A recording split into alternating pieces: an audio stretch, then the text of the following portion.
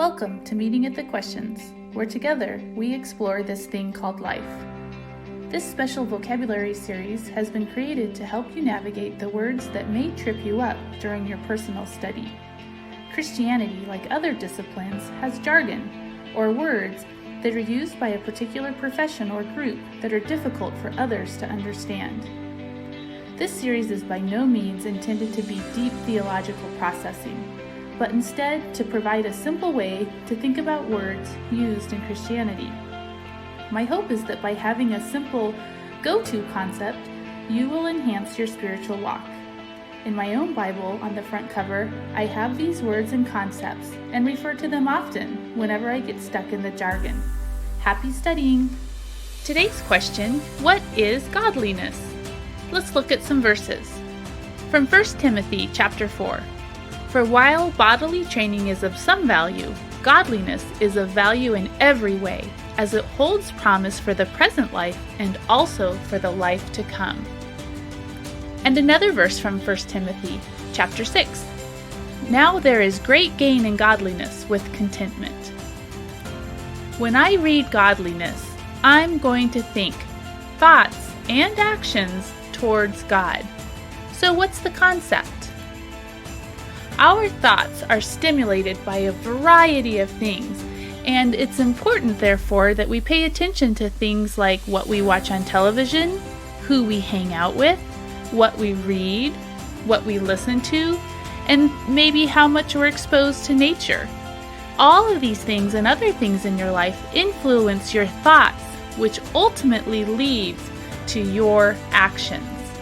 Now, this is important because actions can't go without first being a thought, so we have to work on our thoughts first. There's another important Bible verse that shows this connection. This comes from Matthew chapter 22, when the commandments are being restated. Love the Lord with your God with all your heart and with all your soul and with all your mind. This is the first and greatest commandment. And the second is like it. Love your neighbor as yourself.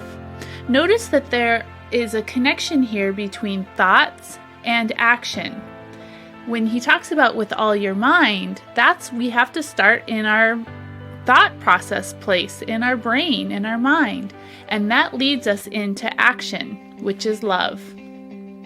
So the idea is when our thoughts and actions are inside of God's will, acting in love, we are in the presence or are acting as in godliness.